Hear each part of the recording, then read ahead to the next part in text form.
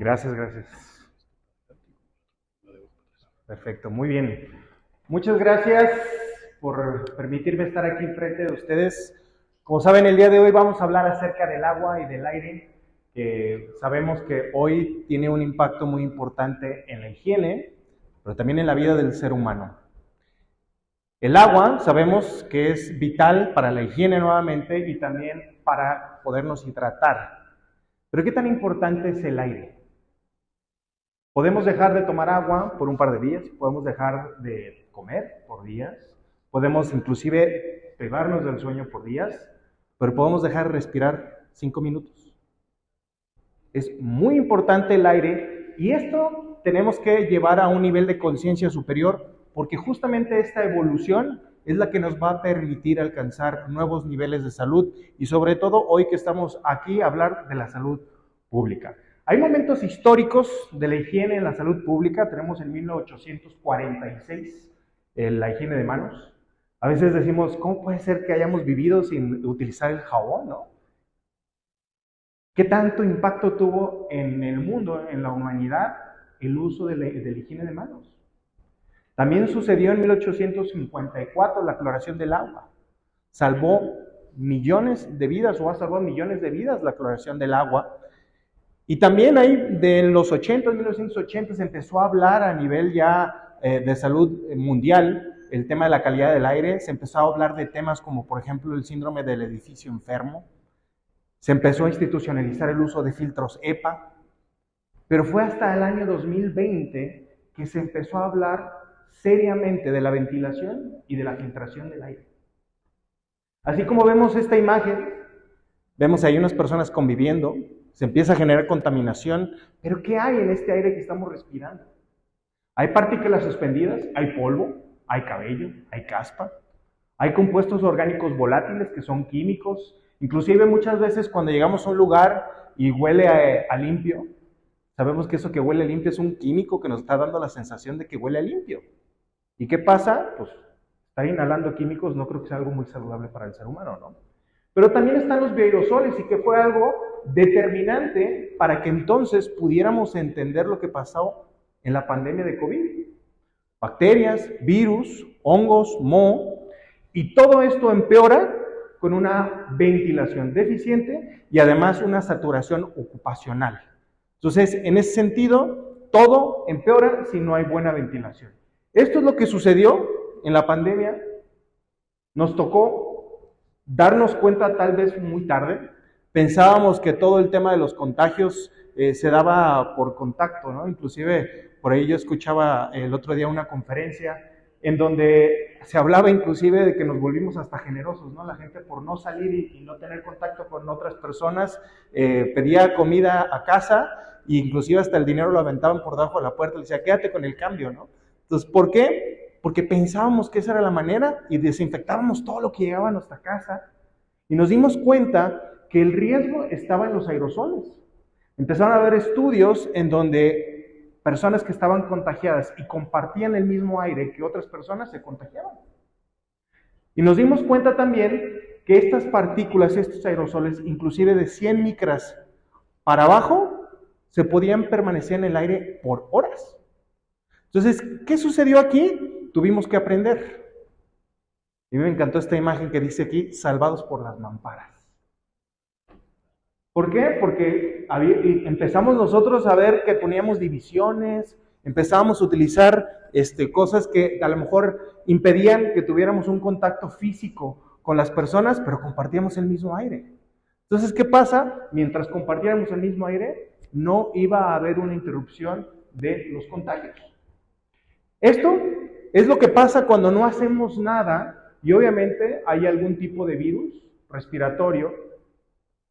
Por ejemplo, los puntos negros es el CO2 que estamos emitiendo y si hay una persona que esté contagiada, son esos puntos rojos que también va a estar en el aire. ¿Qué pasa si hay ventilación? Que, ojo, la ventilación no es abrir una ventana, necesita recorrer el aire porque necesitamos dispersar toda esa contaminación interna. Hay personas que pensaban que tan solo con poner un ventilador eso era ventilar y no lo es. Necesitamos que el aire corra para que entre aire nuevo y salga el que está dentro. Entonces, ¿qué pasa? Aquí algo que me encontré y que me encantó mucho cuando leí al doctor Alejandro Macías, a quien respeto muchísimo. Él en un escrito que hizo en el Washington Post habla acerca de la lección de la pandemia. Para el doctor Alejandro Macías, la lección de la pandemia es: necesitamos respirar aire más limpio en interiores.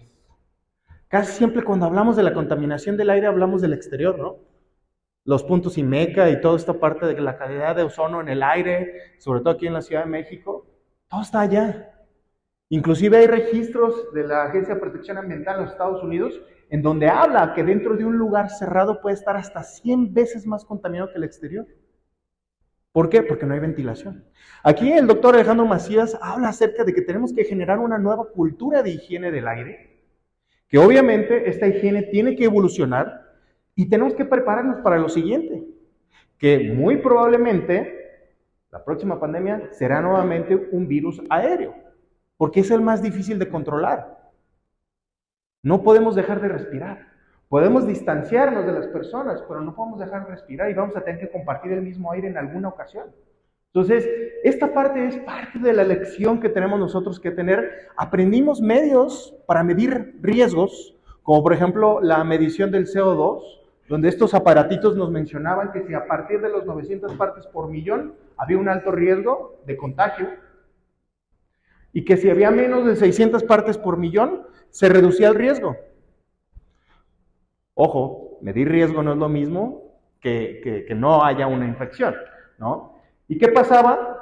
Aquí inclusive el Excelsior hizo un reportaje de una imagen que se hizo muy popular, en donde en el metro de la Ciudad de México había más del doble que lo que ya se consideraba un alto riesgo.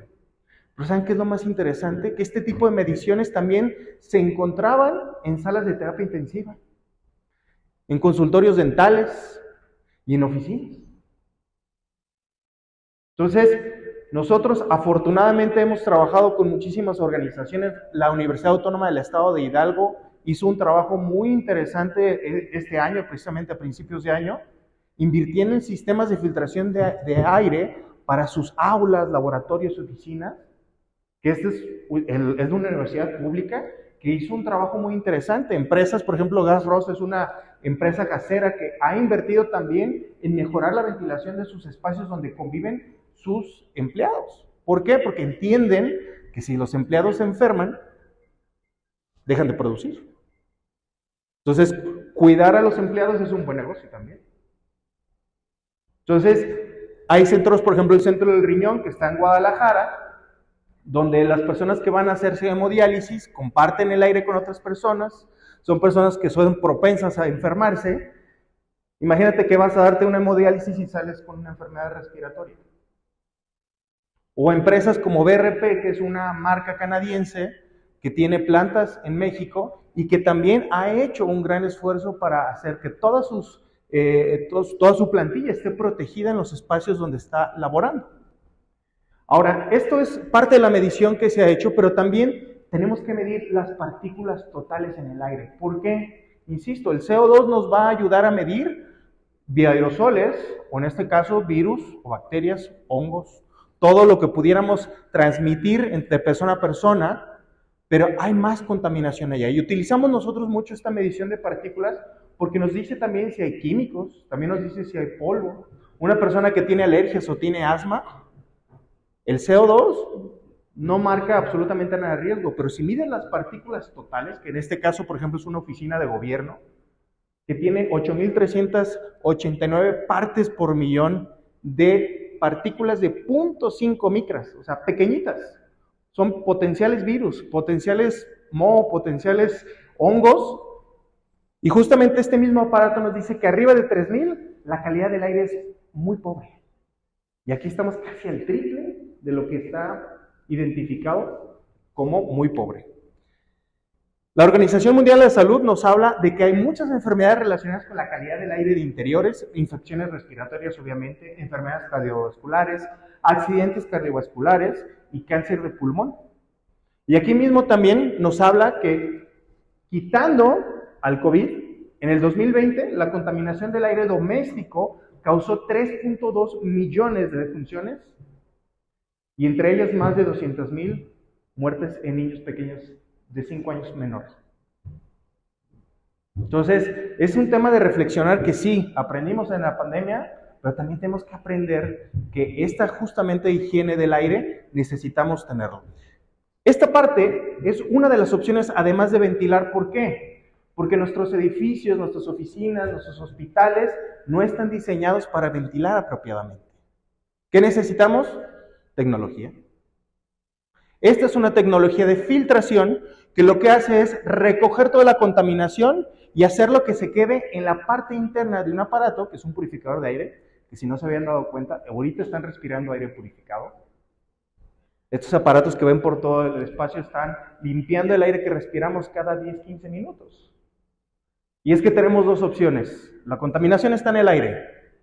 Y es, o tenemos un filtro o nosotros vamos a hacer el filtro.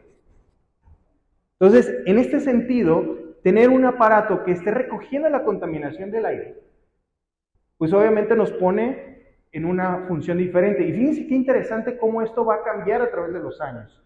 Yo recuerdo de niño que beber de una manguera agua era normal. Ibas al parque, ibas a jugar fútbol y bebías agua. Hoy sería como impensable, ¿no?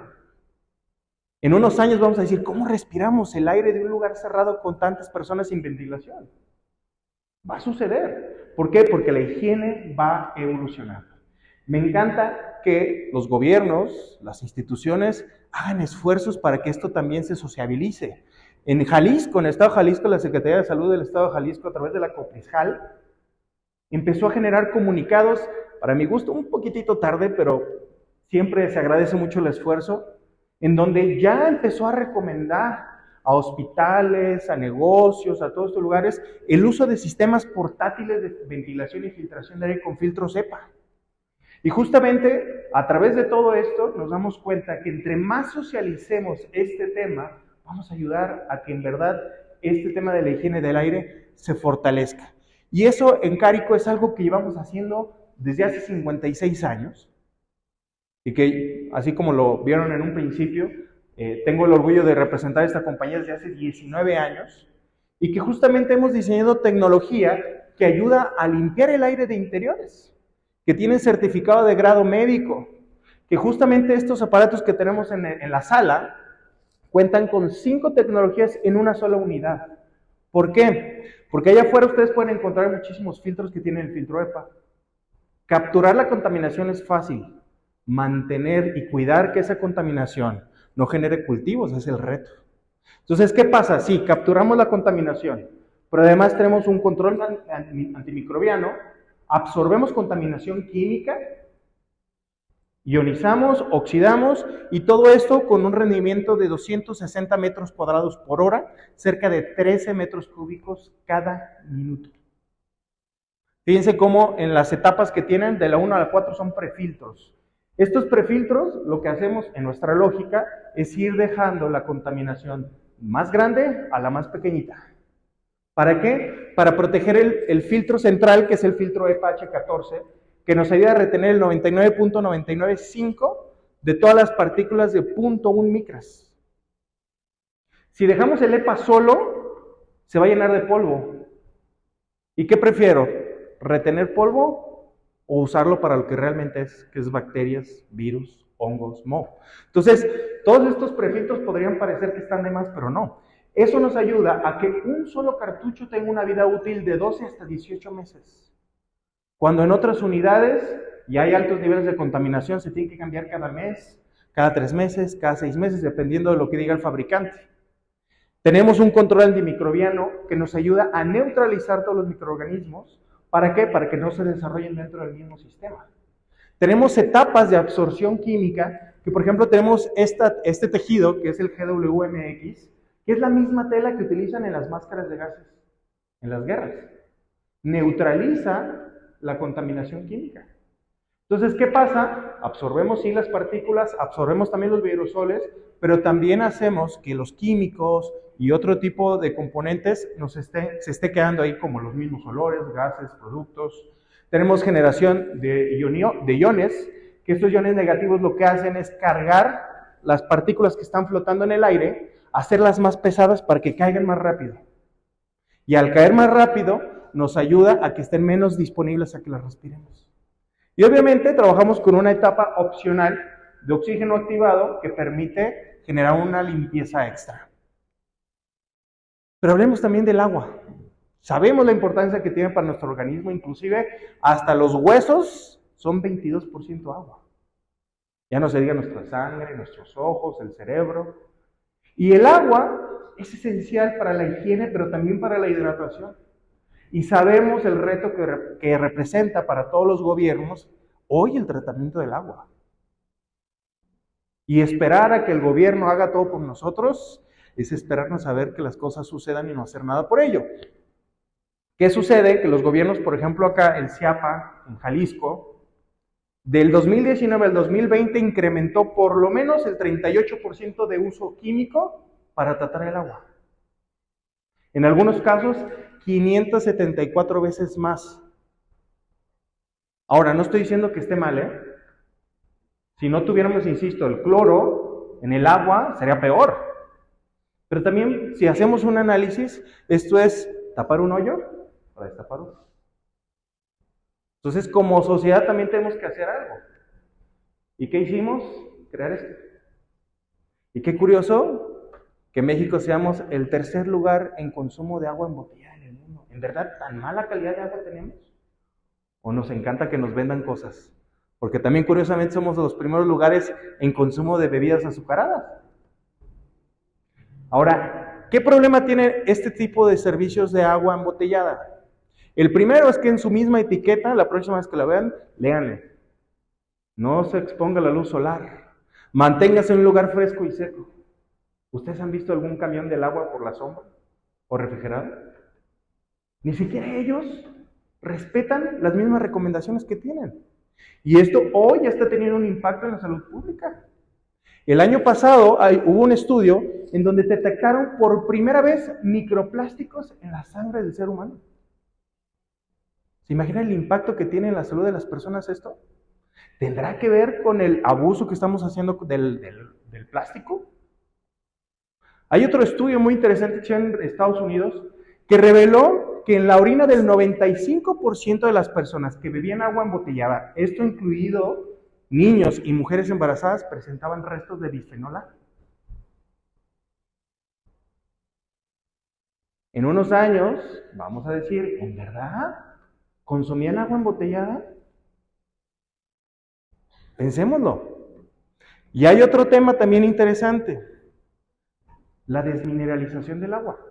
El agua que corre por nuestras tuberías tiene minerales, tiene electrolitos, calcio, magnesio, potasio, sodio. El agua por norma que se embotella, la tienen que desmineralizar a través de un sistema de ósmosis inversa. Inclusive hay estudios muy interesantes, que inclusive por acá hay uno que sacó la UNAM, en donde habla acerca de que el agua embotellada representa un riesgo para la salud. Y no necesariamente por las razones que creemos, sino porque nos deshidrata. ¿Qué nos dice acá el doctor Martín Piña? Que no se recomienda el agua destilada porque absorbe los minerales valiosos del organismo. ¿Qué quiere decir? Nos descalcifica. Entonces, tenemos que entender toda esta situación, todo esto que nos toca enfrentar como sociedad para encontrar nuevas alternativas.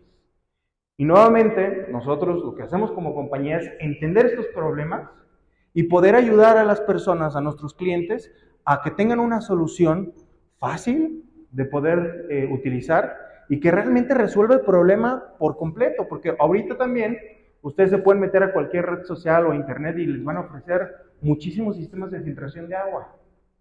Y puede ser que algunos sean efectivos, pero el agua, como lo propuso la naturaleza, debe cumplir algunas cosas importantes.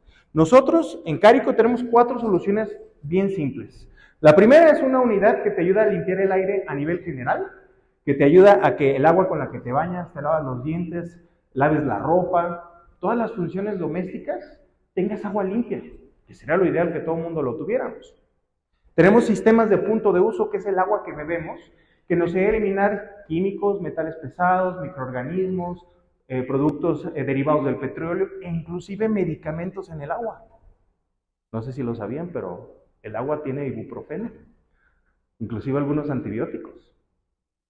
Entonces necesitamos también eliminarlos. Y obviamente tenemos soluciones que permiten utilizar el agua cuando nos bañamos, que nuestra piel no se esté bañando como si estuviéramos en una alberca con tanto cloro, ¿no?